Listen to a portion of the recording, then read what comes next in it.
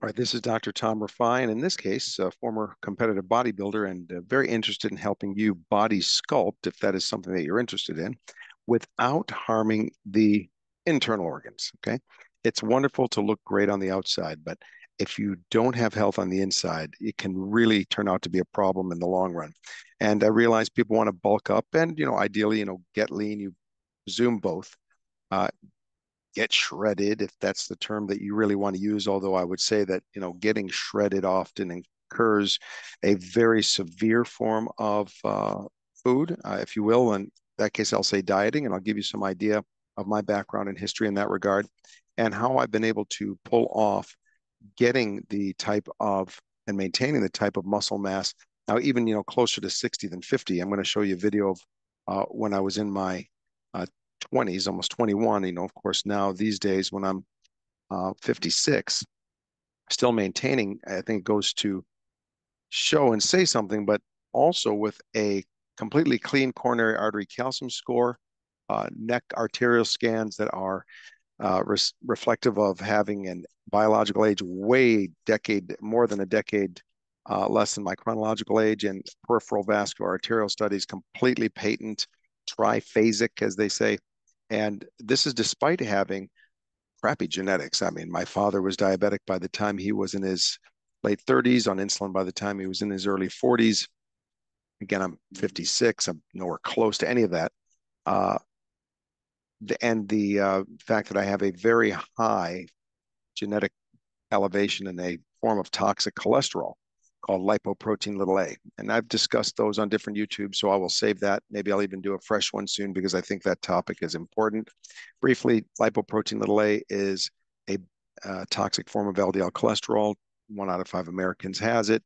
Less than 1% have been checked for it. Ask your doctor. You should have at least one lifetime check at this point until guidelines change. And the most up-to-date guidelines, including the National Lipid Association and the Canadian guidelines, say get it checked at least once, lipoprotein little a. So despite all of that, I have clean internals. I've seen a lot of people in bodybuilding either die or not be in good health because what they did to achieve that external look really compromised them. Let me give you an idea what I was like in my competition days. And I'll share sound here. And let's see, go to YouTube here. Someone posted this fairly recently. I couldn't believe it. So let's go ahead. We'll go full screen play. Quarter turn face the judges. Okay, number 11, you have 60 seconds of pre-closing. So this is the pre-judging as before the main show at night. There's issues of keeping the skin thin, not just in terms of body fat, but in terms of water. There are many people that would dehydrate themselves. I'll give you an idea there, but I think that's not really that important because are we really going for competition like this? I would hope not. I would hope not. So that just gives you an idea of what we're talking about. This is the Powerhouse Classic in 1989, Redford Theater. And the approach that I took was one of the Pritikin approach. Pritikin is a very low fat, no unrefined carbohydrate either. I mean, all high fiber starches, potatoes, brown rice, quinoa, uh, etc., and lean sources of protein, egg whites, fish, mostly chicken breast. And really, that was it. And then that's great for getting shredded with the type of exercise, an hour a day, resistance training. But there's steps to get there. First, you have to get lean, and we're going to talk about the differences there as well. But the approach was very low saturated fat, very low cholesterol, low salt. And the hydration issue, I didn't even have to worry about dehydrating myself because my sodium intake was already hunter-gatherer low. And I just stopped drinking water, 5 o'clock the evening before. I had some of my friends were competing were like not drinking water for 3-4 days. I'm like, that's insane. Don't do that. If you need to dehydrate that badly, you're eating way too much salt. And many of them were. They didn't even think of salt as an issue. So I want to take you through some uh, of the next factors here that might give some context. Give me a second here. And pull up some pictures of before and afters because, what I do for me is one thing, but as many of you might know, I have 20,000 hours of clinical experience working with multiple real world patients. They're not trying to go for, bodybuilding and competition. They're in the competition of life, if anything, right? And we're trying to improve our self, uh, or really our own journeys of self, not trying to get on a stage. So this is Lynn. Lynn has significant rheumatoid arthritis and has been maintaining for many, many years now. Same with Rick. Rick, fantastic. Never saw cholesterol under 200 in his life. Not only did he get 60 pounds leaner, but he really saved his own life. Unfortunately, he lost his youngest, one of his sons, I should say, recently to a massive heart attack due to his son not paying attention to his genetics. Um, Brad, fantastic. What an amazing story as well. Realistic people we're talking about. So when we're talking about body sculpting, if you want to go all the way to competition bodybuilding, I can go there. I'm not really talking about that though. I'm talking about sculpting realistic, real world bodies and then really maintaining excellent health for as long as possible. These are not bariatric surgery cases, by the way, not even Romaine, who's maintaining on almost 200-pound loss for many years. Obviously, could barely get out of the couch here. Her family had to convince her just to get out of the couch for the family picture. Here, cruising the world. So, in addition to metabolic health, I've taken a very sincere interest in longevity. I think we can have all of these circles overlap. Um, Longevity, obviously, you think of Blue Zones, you think of Dan Buettner, my good friend who I'm pictured with here. We appeared on a PBS documentary together. You can look it up on YouTube called The Embrace of Aging, The Male Perspective. In the book Blue Zones, there's chapters on Sardinia. There's chapters on Loma Linda in the United States is one of the blue zones as well. There's chapter on Okinawa, but there's also a chapter in Nicoya, Costa Rica. And I had the chance to go all the way into the Costa Rican forest and meet one of the characters in the book, Real World, not a fictional book. This is a real book, uh, Panchita Castillo. And what a fantastic 108 years old here personality. Unbelievable. So we want you to be able to achieve this without having to risk your life. What are we living in though? We're living in a world that has gone up by unbelievable hundreds of calories over decades. I mean, this is a massive amount of calorie consumption, and it's a huge issue on how to maintain fullness and satiety on less calories. That's going to be key no matter what. I mean, whether it's for living long or whether it's for body sculpting. I just wanted to be realistic with you that it cannot be just about willpower. You're going to have to set your home up as an environment where the healthy choice is the default choice. If you have temptation sitting around for whatever reason, whether it's family or otherwise, I temper your expectations because your willpower will break down. Willpower sucks as a strategy. It does not work as a strategy. It is ephemeral, that meaning short-lived. We have a little bit, but then by the end of the day, it wears out. And where do you go home at the end of the day? You go home. You got a bunch of temptations sitting around. Forget about it. These are two monkeys. This is the highest order primates that we have had in randomized calorie reduction trials. You could probably guess which one was on less calories starting in adolescence, 30% less calories. And obviously this monkey had this whole group of monkeys had far less disease, far less aging. So this is real deal science. So hopefully this overview here will give you an idea. I'm going to give you little tips. I'm not claiming this is going to be our Flex 5 masterclass.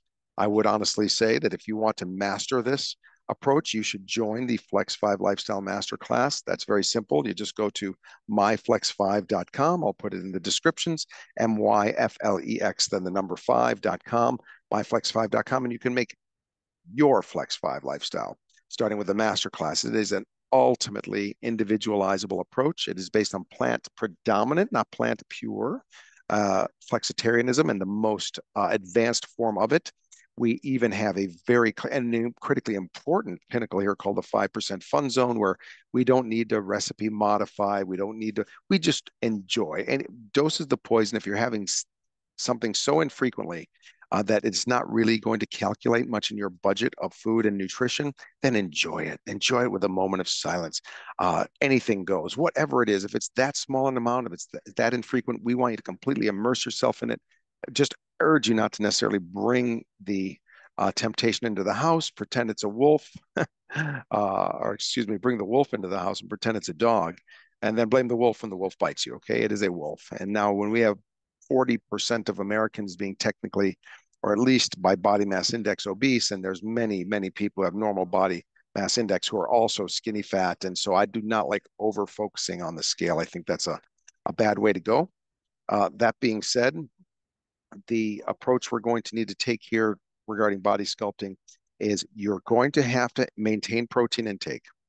The ideal protein intake, you got to talk to your about anything you hear on the internet. You should talk to your licensed healthcare provider. I would recommend, for instance, getting a sports dietitian. But generally speaking, okay, the protein target that nobody talks about, it's probably one of the best ways to determine how much protein you need uh, for body sculpting, is to take your height and then figure out what your weight would be at a body mass index of 18 to 20. That'll be your range for protein.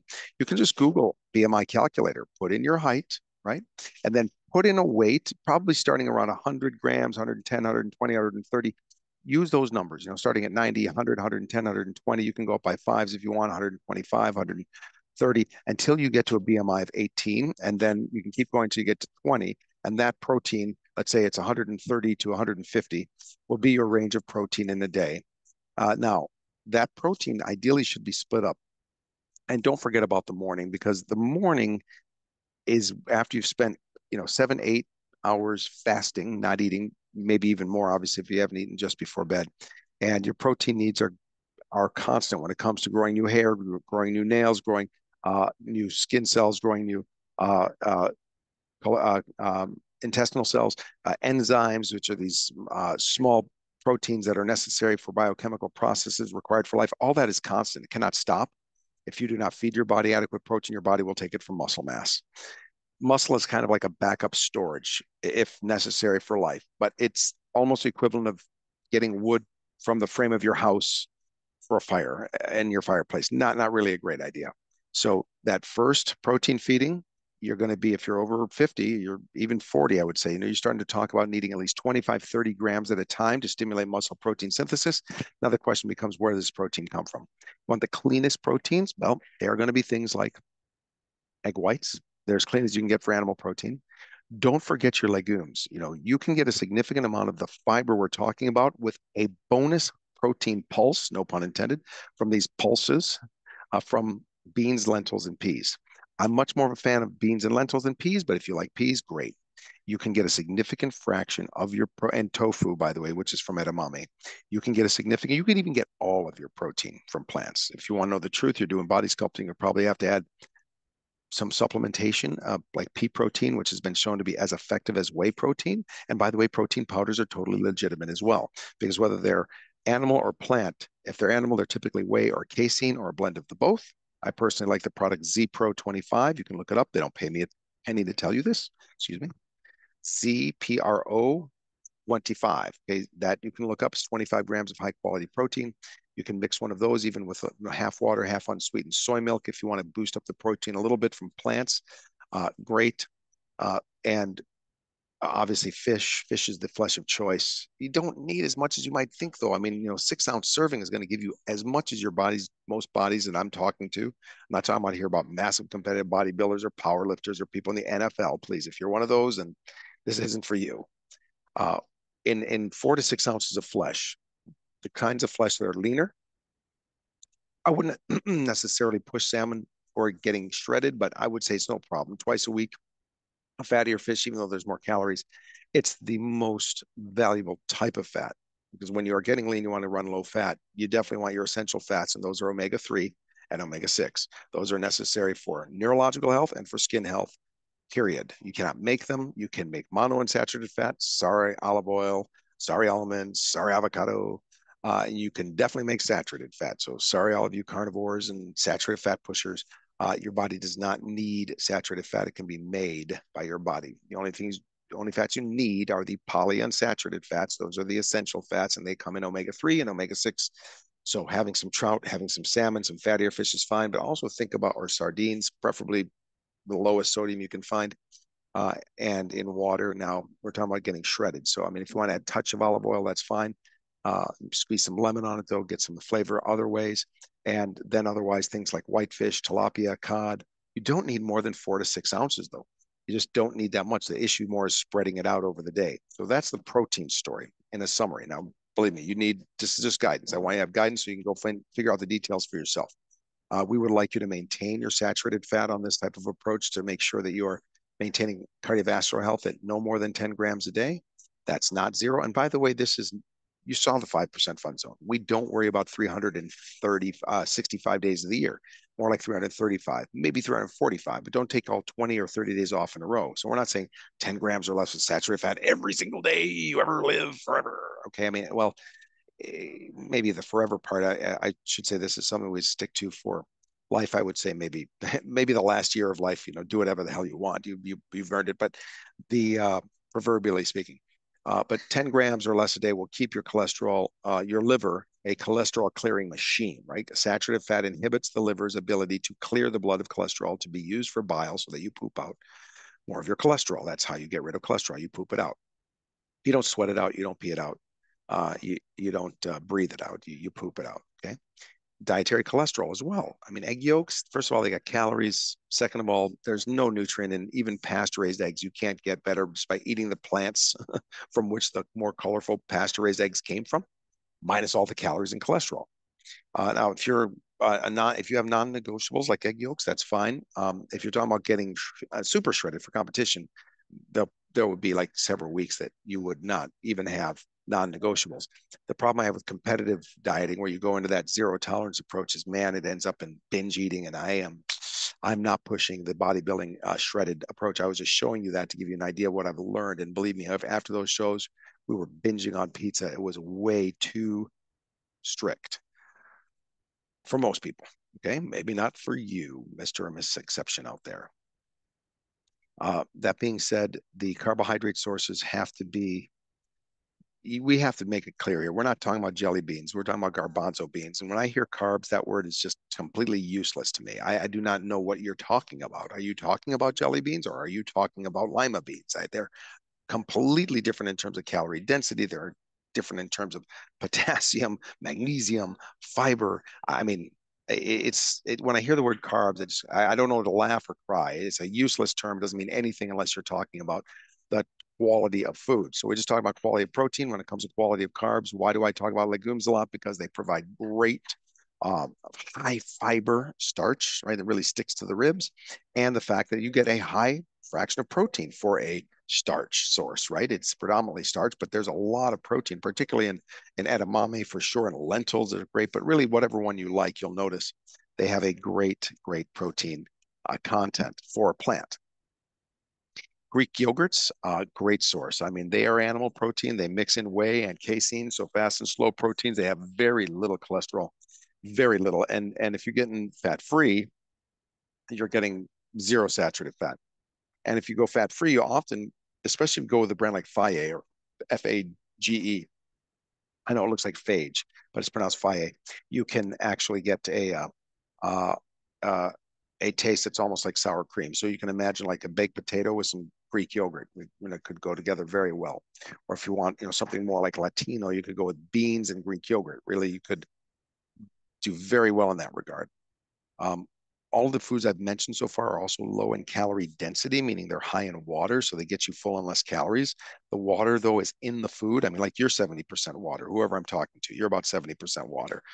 So is that fish. So is that chicken breast. It's not dry and calorie concentrated, so that's very light, but very calorie concentrated, like a corn flake, right? Or oil. I mean, it doesn't matter if it's a concentrated dry starch or dry sugar like a jelly bean or dry starch like a cornflake, or it's just dry, meaning no water, fat like butter or oils. I mean, they're super high calorie concentrated forms of food, and if you're trying to get shredded, sorry, first law of thermodynamics, proven again by nutritional physicist from the NIH, Dr. Kevin Hall. No, calories a calorie. Sorry, that's just the way that it is. Now, when it comes to fats, I do want to emphasize again, you need a touch. You don't want to go so low fat that you can risk a gallstone, and you don't want to lose out on essential fatty acids. So if you really want to get super shredded, keeping yourself lean, you could have a salad and just have one nice, even two teaspoons would be fine. Maybe, a tablespoon at most. Okay. Tablespoon's a really good amount. So, I don't know if you need a tablespoon, but 2 teaspoons and you should have yourself covered for omega-6 using either sesame oil, or a grapeseed oil. These are expeller pressed oils. You can get them from Whole Foods. I would recommend getting the form in a can. If you get grapeseed oil in a bottle, keep it in the refrigerator. It is unsaturated, so you don't want to expose it to any more light than necessary. It can get oxidized faster. I don't even know why they sell grapeseed oil in glass bottles. Better than plastic, don't get me wrong, but exposure to light is an issue. So you can keep it just in the refrigerator. It will not harden up on you because there's barely any saturated fat at all, just cholesterol lowering polyunsaturated omega-6 fats. 2 teaspoons should be enough. Put that on a salad, put it in a shake if you want, whatever. But that way you can really make sure you get your essential fatty acids. Omega-3 wise, you could do walnuts. Those are short chain plant-based omega-3, but you're probably better off having a 4 ounce, 3 or 4 ounce serving of salmon or trout or sardines twice a week. That would cover it. Now, walnuts will work, uh, and especially in a low-fat eating pattern, our bodies are better at converting the short-chain omega-3, plant-based short-chain omega-3 in walnuts to the more active long form of omega-3 that we all hear so much about, DHA and EPA, made famous by fish oil capsules, many of which are very poorly concentrated and not that high in quality, but the and don't even have that much DHA and EPA. Those are the long chain omega-3 fatty acids called EPA, eicosapentaenoic acid, and DHA, docosahexaenoic acid. These are essential. Technically, even the plant-based omega-3, which is called linolenic acid, that's what you'd get in your chia seeds, in your hemp seeds, in your walnuts. And your body can convert some of that to the long chain DHA and EPA, can convert some linolenic acid, or ALA, as some will call it, since we're using 3-letter acronyms, into EPA and DHA. But you don't want to eat a ton of nuts, okay? You're trying to keep your calories overall low. And remember that fat has 9 calories per gram. Carbohydrates have 4 calories per gram, as do protein. Alcohol, 7 calories per gram. How much do you need to not want to kill me? As a matter of fact, that's what the 5% fun zone really is. It's not about to be measured. And do I have exactly only 5% of my calories coming in from crap, as opposed to America, which is probably closer to 30, 40%? I know you've heard 60, 70%, but that's ultra processed foods. And ultra processed food definition is very crude, very um, imprecise. I mean, it grades things like Chobani with a touch of jam at the bottom, the same as Rice Krispies. And no, I'm sorry. The Nova system that technically scores ultra processed foods is concerned more with how many steps of processing it's been through and how many ingredients on the ingredients list. And that doesn't tell you anything about what kind of processing. You can process food to become a weight loss medical formula. That would be considered, those powders, ultra processed. And yet they help people rip weight off and resolve diabetes all the time. As a matter of fact, those monkeys that you saw in the University of Wisconsin before and after were all fed highly processed chow with vitamins and minerals and so forth. They were eating, ultra processed foods. Of course, 30% less calories in the leaner, much healthier looking monkey. Okay. So I don't buy into the word processing as much as refinement. We're trying to avoid refined foods. Refined meaning the fiber has been removed, some salt has been added. Typically, it's been dried up to make it very calorie dense. So a lot of calories per bite, a lot of calories you'd have to eat before you feel full. That's what we are more concerned with. And you saw that acronym in the Flex 5 food pyramid, which is crap, right? Stands for calorie rich, refined, and highly processed, or calorie rich, refined, and heavily processed. Either way, CRRAHP. There's tons of crap food out there. Giving yourself just enough to not want to kill me, fine. I don't want to die. Besides, this should be up to you and your licensed healthcare provider. I'm just giving you guidance, and I hope that was helpful.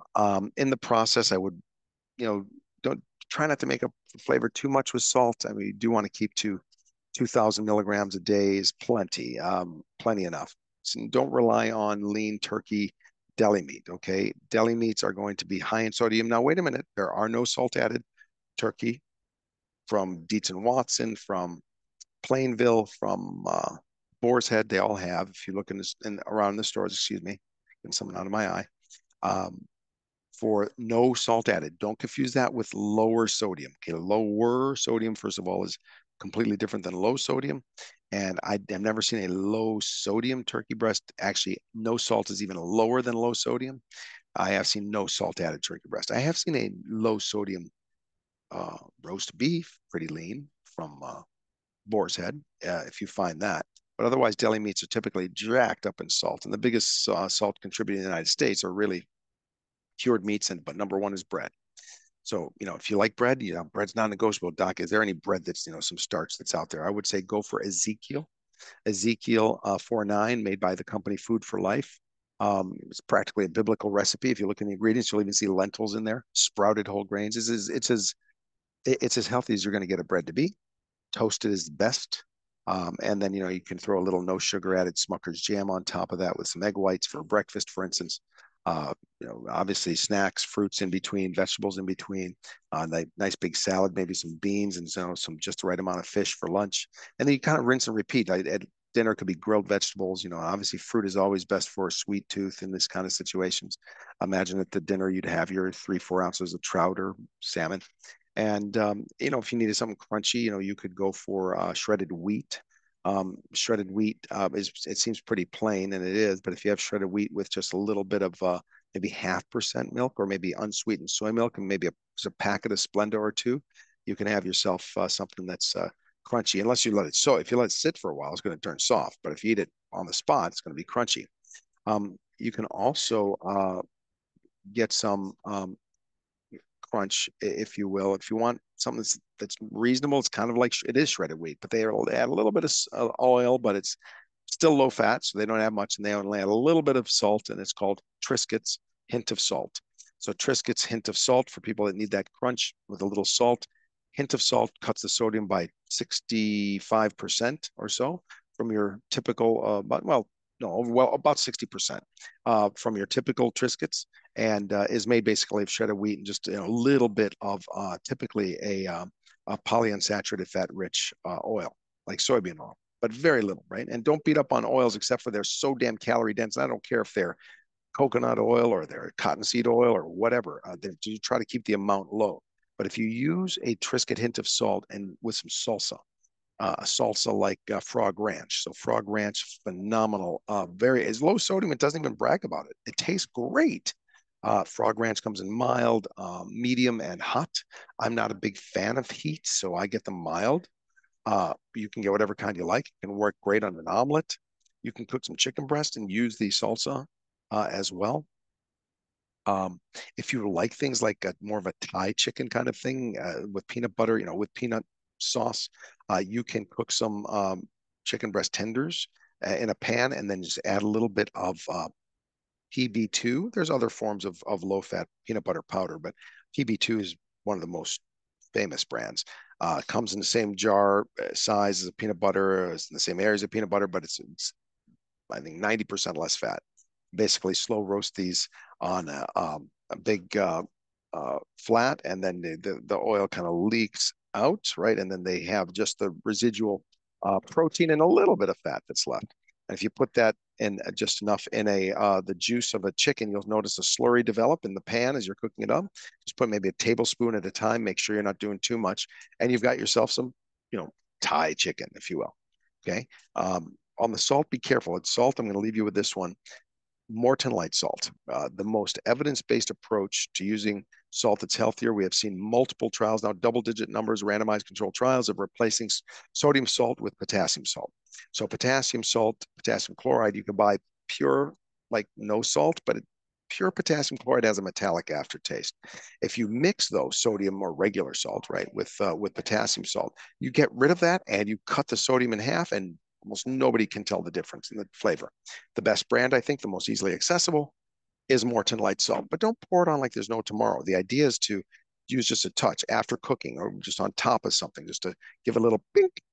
And then I think you'll have yourself a much, much healthier way to body sculpting. Now, I will leave you with this. Don't expect to do intense exercise while getting leaner. Maybe more brisk exercise for staying lean, but getting lean and staying lean are two different parts of the trilogy, right? If we talk about, like transition, excuse me, transformation, then there's transition because you're going to have to maintain for at least a couple of years before the odds of long-term success greatly increase. And then there's maintenance. So, transformation, transition, maintenance. Consider like Star Wars, Empire Strikes Back, Return of the Jedi, if you will. And for the um, getting lean and sculpted phase, resistance training is key. You're just going to have to do it. Now, you can't lift heavy and try to build muscle. Forget it. You can build quality, though. You're just doing a lot of reps, these twice a week, maybe even 3 times a week. I mean, for me, it was chest and shoulders, back and arms, legs, day off. You could actually, um, excuse me, put legs in the middle. So, and you could split up a little bit, but back and chest would definitely usually be different. Some people did back and chest on one day and then arms and shoulders on other days. But more practically, you would really, if you want to break it down to pulling and pushing muscles, you would do back and biceps as one, legs day to give your upper body a break. All right. Then chest, shoulders, and triceps, and then a rest day.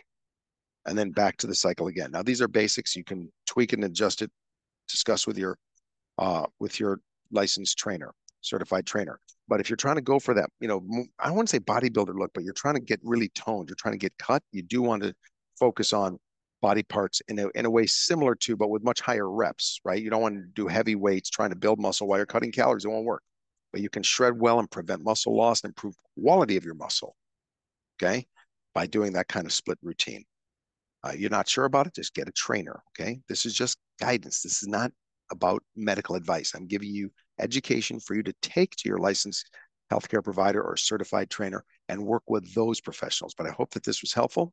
And if you like this kind of content, obviously, please click like, subscribe, share these videos. And if you really want to master the Flex 5 lifestyle, my friend, please, by all means, just take the Flex 5 Lifestyle Masterclass, okay? Just go to myflex5, myflex5.com, click on the drop-down menu, and you'll see Masterclass, or check out anything else you like on the page.